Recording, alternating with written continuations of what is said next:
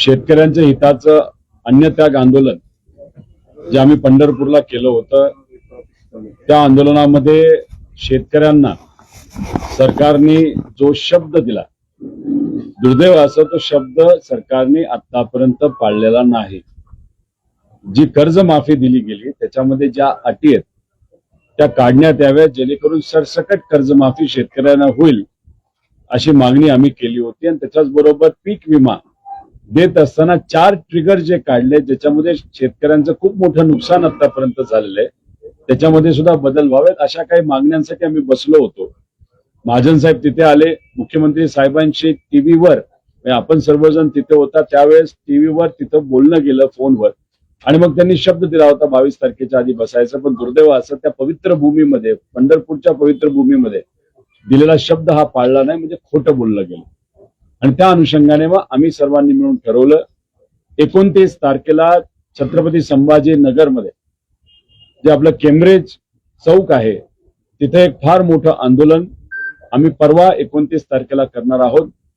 ते आंदोलन शांततेत असणारे, शेतकऱ्यांचं असणारे, अन्नत्याग आंदोलन नसणारे.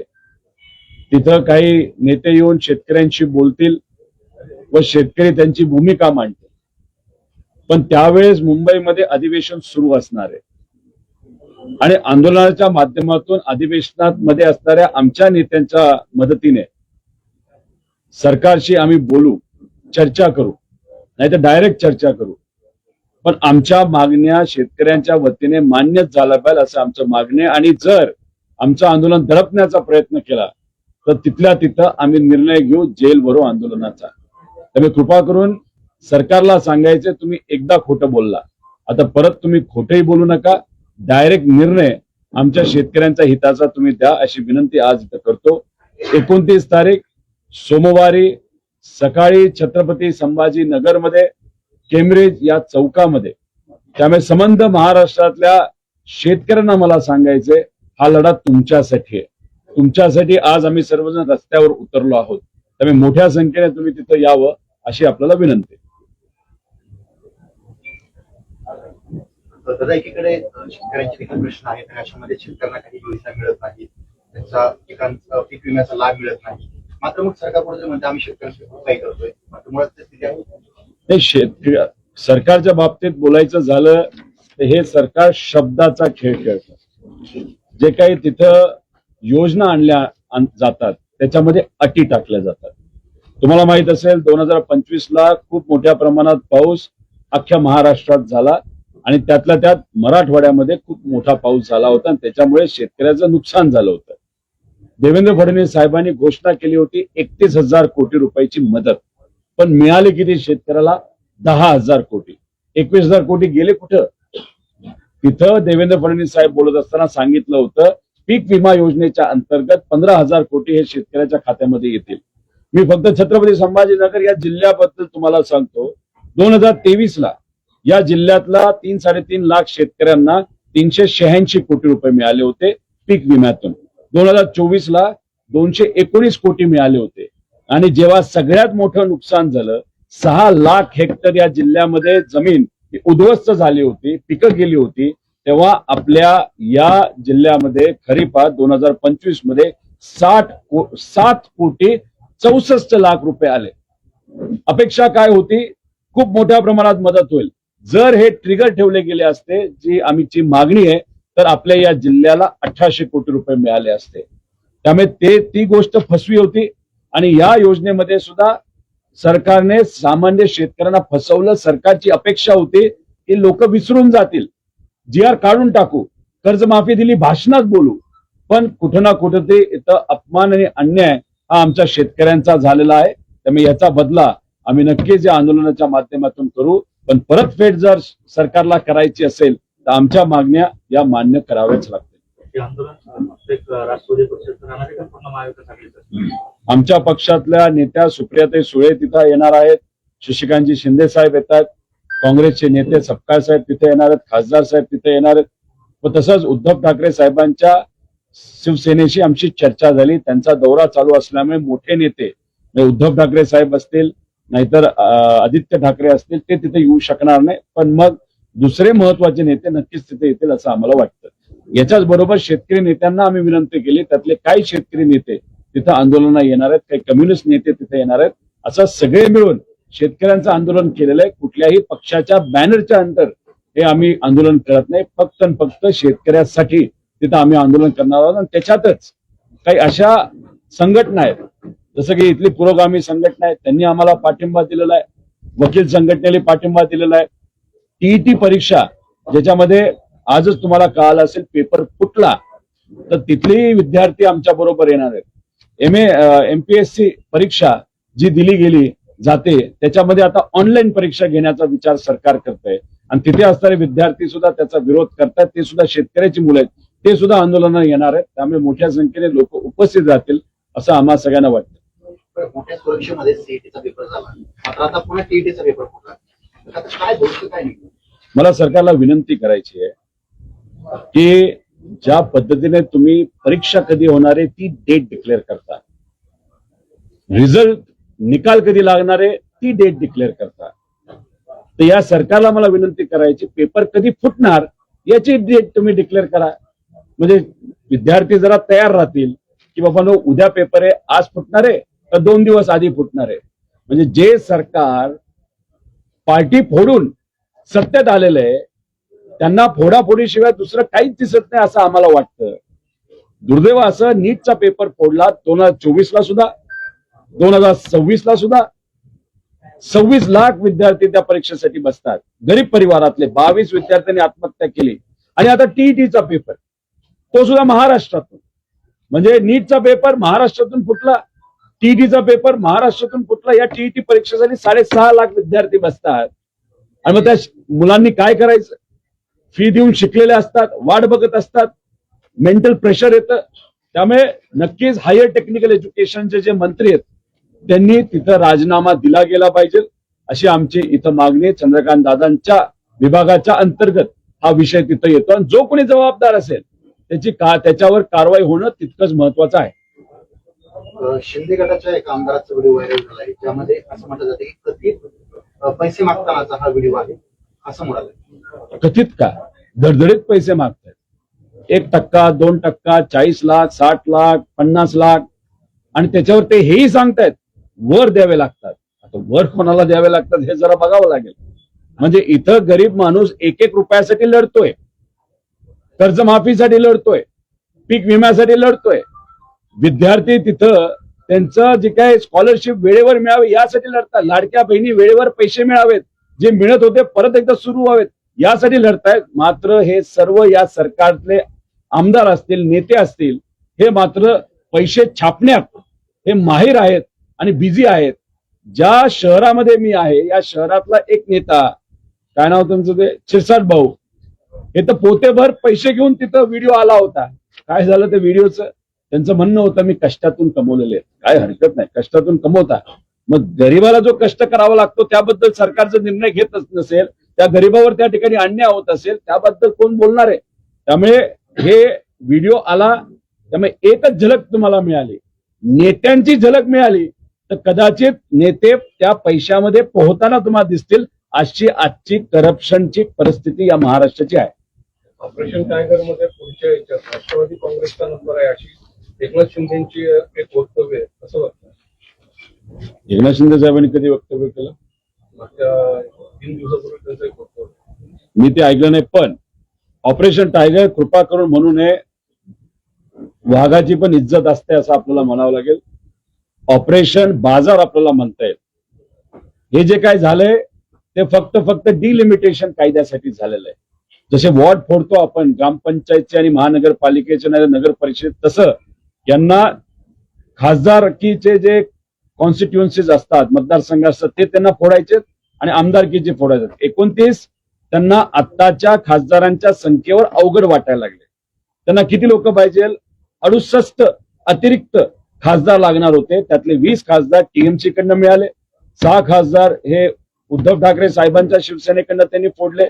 आता राहिलेले जे 40 खासदार आहेत त्यांना मिळतील असं वाटत नाही. त्यामुळे ऑपरेशन किती करण्याचा प्रयत्न केला, किती चिडपाड खेळली, तरी त्यातून काही निघेल असं वाटत नाही. आमचा पक्ष फुटत नाही आणि दुसराही कुठला पक्ष फुटेल असं आम्हाला तरी वाटत नाही. महाराष्ट्र सरकारने समृद्धी महामार्गाची वेबसाईट जी आहे ती हॅक केली आहे, तर याकडे तुम्ही भ्रष्टाचाराचा इंगाम लावा. आता हॅक का केली हे बघावं लागेल. म्हणजे ह्यांना साधी वेबसाईट सुद्धा मेंटेन करता येत नाही. म्हणजे समृद्धी महामार्गामध्ये किती कोटीचा भ्रष्टाचार झाला हे आधी आम्ही बोलून दाखवलेलं आहे. अधिकाऱ्यांनी 3-3 हजार कोटी रुपये खाल्लेत हे पुराव्यासकट आम्ही दिलेले आहे. पण दुर्दैवाने त्याच्यामध्ये कारवाई कुठलीच झाली नाही. आता रस्ता मेंटेन करता येत नाही. रस्त्यावर गेल्यानंतर तुम्ही जर ब्रिजच्या इथं आला तर गाडी उडी मारते अशी परिस्थिती आहे. मध्ये क्रॅक गेलेत हे आपण तिथं बघितलेलं आहे. आणि मग अशी परिस्थिती रस्त्याची असताना साधी वेबसाईट मेंटेन करता येत नाही. ही आहे आजच्या या महाराष्ट्राची परिस्थिती. आणि ज्या पद्धतीने समृद्धी महामार्गामध्ये भ्रष्टाचार झाला त्याच्यापेक्षा कितीतरी पटीने जास्त भ्रष्टाचार हा शक्तीपीठ मार्गामध्ये होतोय. आणि त्यातून जो पैसा येईल तो दुर्दैवाने राजकारणासाठी हे सरकार आणि हे नेते वापरतील. हे माहिती असल्यामुळे शेतकऱ्यांचा विरोध असताना सुद्धा हा रस्ता दुर्दैवाने त्या ठिकाणी लादला जातो. महाराष्ट्र सरकार ने किसानों को 36,585 करोड़ रुपए की कृषि कर्ज माफी योजना की घोषणा की, क्या बोलेंगे? सिर्फ पेपर पे की है, भाषण के लिए की है. आपने अगर उनका जीआर पढ़ा उसमें जो कंडीशन है वो पढ़े तो उसमें से ऐसा अंदाज आ रहा है 36,000 करोड़ की ये योजना पेपर पे दिख रही है, लेकिन असलियत में 11,000 से 12,000 के आगे पैसा लोगों को नहीं मिलने वाला. उसी के साथ अनफॉर्चुनेट चीज देखो, कैबिनेट मीटिंग जो होता है उसमें एक पेपर सर्कुलेट किया था और वो पेपर पे ऐसे स्पेसिफिकली लिखा गया था कि अगर जो जीआर में हमने कंडीशंस डाले हैं वो कंडीशंस अगर एक्सेप्ट करती है ये कैबिनेट तो डेफिनेटली 36,000 करोड़ हमको नहीं लगने वाला, उससे बहुत कम पैसा लगेगा. तो अगर ये कैबिनेट मीटिंग में ये नोट सर्कुलेट की गई थी जीआर निकालने के पहले, क्योंकि जीआर जनरली जीआर में जो मुद्दे आले वो डिस्कस होते बाद में जीआर निकलता है, तो उससे पता चलता है जानबूझ के ये कंडीशंस डाली है ताकि किसानों को मदद नहीं मिले, सिर्फ पेपर पे ये मदद रहे. ये अनफॉर्चुनेट कोशिश सरकार के माध्यम से की है. लोगों को अभी ये पता चला है. जब लोगों को पता चला है तो जंगल में फूल खिलेगा और लोग डेफिनेटली रास्ते पे उतरेंगे, ऐसे हम सबको लगता है. सरकार अपनी ओर से कई योजनाएं सक्सेसफुल होने का दावा कर रही है, आप क्या कहेंगे? कौन सी योजना सक्सेसफुल है आप बताओ. मतलब कोई भी अगर योजना, आज देखो लाड़की बहन योजना इन्होंने शुरू की थी, 2.5 करोड़ महिलाओं को ये महीने के 1,500 रुपए देते थे. इलेक्शन के पहले 3-3 महीने के एडवांस में पैसे महिलाओं को दिए गए ताकि उनको मतदान मिले. लेकिन जैसे ही इलेक्शन खत्म हो गया तब वहां पे जो 2.5 करोड़ महिला थी उसमें से 1 करोड़ महिला का नाम कटा दिया था. जो इंश्योरेंस स्कीम थी किसानों के लिए वो उन्होंने बंद कर दी. उसमें से 4 ट्रिगर निकाल दिए. उसमें उन्होंने कृषि सम्मान योजना लाई थी जिसमें हर साल 5,000 करोड़ रखेंगे किसानों को मदद करने के लिए. अनफॉर्चुनेटली बजट में उसके लिए प्रोविजन भी नहीं की गई. सारथी हो, महाज्योति हो या जो भी विद्यार्थियों के लिए संस्था निकाली गई, जिस तरीके का फंड एलोकेशन वहां पे हो रहा है वो नहीं हो रहा. अगर आप जो मनरेगा स्कीम थी जो किसानों के लिए थी उसके अंतर्गत भी लोगों को अभी तक पैसा नहीं मिल रहा. घरकुल के लिए पैसा नहीं मिल रहा.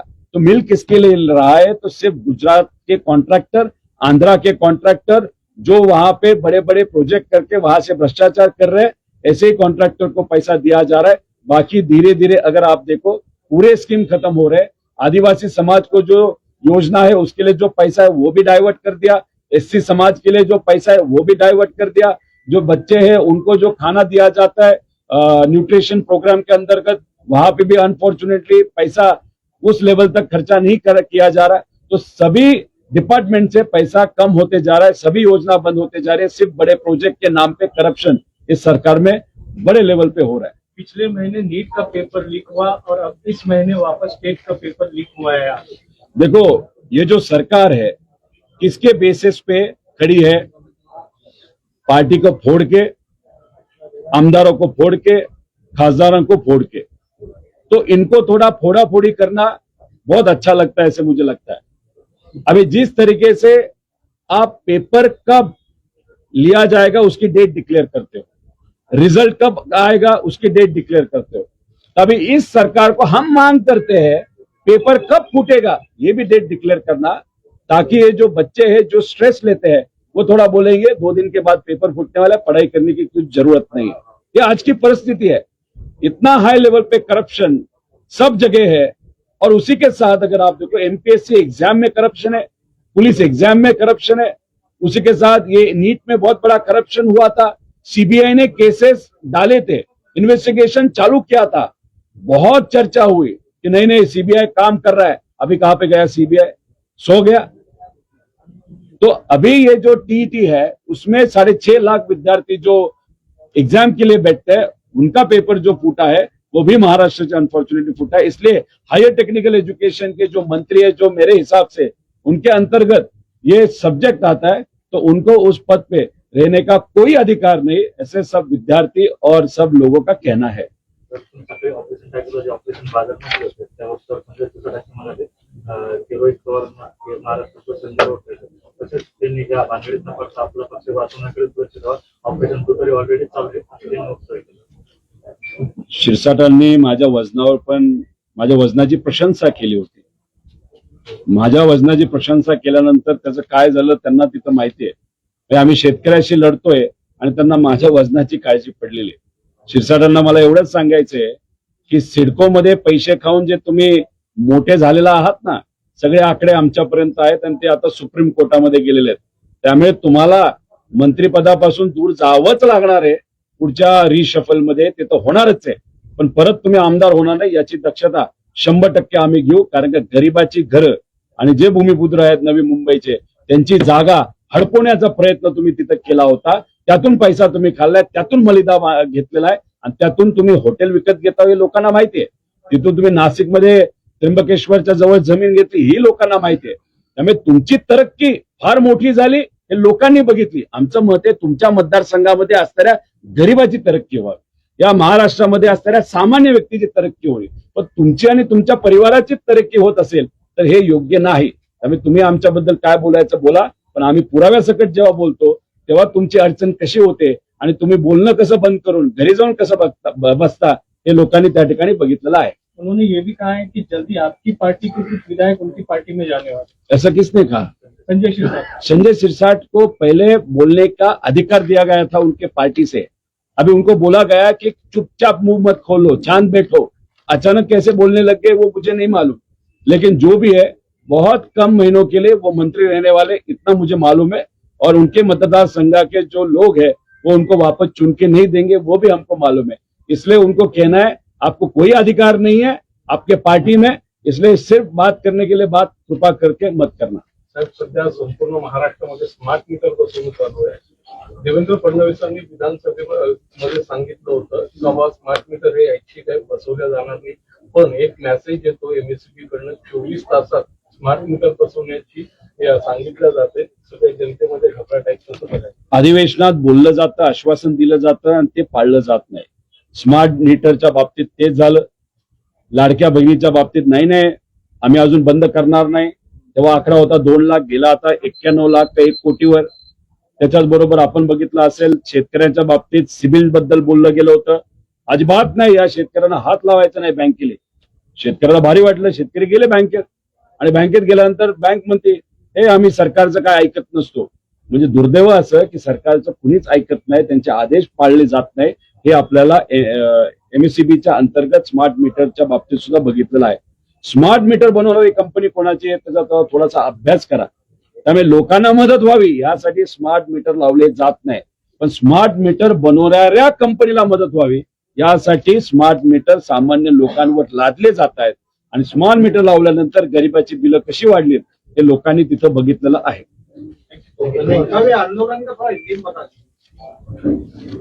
महाराष्ट्र में जो लोन वेवर की योजना सरकार ने लाई है उसमें बहुत सारी त्रुटियां है, उसमें बहुत सारी कंडीशंस डाली है, जिसके कारण सरकार बोल रही है 55 लाख लोगों के लिए ये योजना है 35,000 करोड़ की. लेकिन हमारा कहना है कि 70% किसान इस योजना से वंचित रहने वाला है क्योंकि उसमें कंडीशंस ऐसे डाली है. इसलिए हमारा कहना है कि आप वो कंडीशन निकाल दो. उसी के साथ जो क्रॉप इंश्योरेंस स्कीम सरकार ने बहुत पहले लाई थी, अच्छी स्कीम थी, कुछ त्रुटियां थी वो हम डेफिनेटली कवर कर सकते हैं, लेकिन उसमें से जो 4 ट्रिगर थे वो निकाले हैं. और वो 4 ट्रिगर निकालने के कारण अनफॉर्चुनेटली किसानों को उस योजना की मदद नहीं हो रही। इसलिए ये जो लोन वेवर योजना है उसमें से कंडीशंस जो डाली है वो निकालो, ये हमारी फर्स्ट मांगनी है। उसी के साथ जो हमारी इंश्योरेंस स्कीम है किसानों की, उसमें जो त्रुटियां है वो आप कवर करो, ऐसे हमारी दूसरी मांगनी। इसलिए ये मांगनी हमने की थी पवित्र भूमि पंढरपुर से, बट वहां पे हमको जो शब्द दिया था वो वहां पे शब्द निभाया नहीं गया। अभी इसीलिए 29 तारीख मंडे को जब हमारा अधिवेशन मुंबई में चालू होगा, तब हम छत्रपति संभाजी नगर के जो कैम्ब्रिज चौक है वहां पे हम बहुत बड़ा आंदोलन किसानों के साथ करने वाले, और वहां से हम ऐलान करेंगे सरकार को, हमारे किसानों की मांगने जो है आप पूरी करो, नहीं तो हम यहाँ से नहीं हटेंगे, या अगर आप हमारे ऊपर प्रेशर डालोगे तो हम जेल भरो आंदोलन वहां से कर सकते हैं। कौन कौन सी पार्टी शामिल होने वाली है? हमारा पक्ष है, कांग्रेस पक्ष है, उद्धव ठाकरे साहब के सब कार्यकर्ता पदाधिकारी है, शेतकरी संगठना है, बहुत सारे कम्युनिस्ट संगठन वहां पे आ रही है। उसी के साथ अगर आप देखो तो जो सोशल सपोर्टर्स है, कोई विद्यार्थी संगठन आ रही है, कोई पूर्वगामी प्रोग्रेसिव विचार की संगठन वहां पे आ रही, वकील संगठन, ऐसे बहुत सारे संगठन यहाँ पे बड़े तानात पे आएंगे, ऐसे हम सबको लगता है। दादा, शेवटचा प्रश्न, जे खासदार सोडून गेले त्यापैकी 2 आणि श्रीकांत शिंदे यांची केंद्रामध्ये मंत्रिपदावर जोडणी लागणार अशी माहिती मिळते, सगळं आपण कसं वाटतं? म्हणजे माझ्या अंदाजाने 7 खासदाराच्या मागे 1 मंत्रिपद त्यांना मिळेल असं कुठेतरी चर्चा होती। त्यामुळे श्रीकांत शिंदेंना एक महत्वाचं मंत्रिपद मिळू शकतं असा काही प्रमाणात अंदाज आहे। आणि जे जुने मंत्री आहेत, आधी फोडलेले खासदार, त्यांचं पद काढून नवीन फोडलेला खासदाराला तिथे लॉलीपॉप दिला जाणार। त्याच्याच बरोबर महाराष्ट्रातल्या मोठ्या पक्षातले जे सत्तेत आहेत त्यातल्या एका नेत्याला आजची महाराष्ट्राची जबाबदारी सोडून दिल्लीला जावं लागणार आहे मोठं पद घेण्यासाठी, असंही आम्हाला कळतंय। आणि एक छोटं पद असणाऱ्या नेत्याला एक मोठं पद मिळेल अशी सुद्धा तिथे चर्चा आहे। आंदोलनात किती शेतकरी सहभागी होते? शेतकऱ्यांना विनंती केलेली आहे, शेतकरी जेवढे येतील त्यांचा जीवन मरणाचा प्रश्न आहे, तेवढ्या शेतकऱ्यांना आम्ही वेलकम करू आणि मोठ्या संख्येने येतील अशी आशा आणि विश्वास आहे।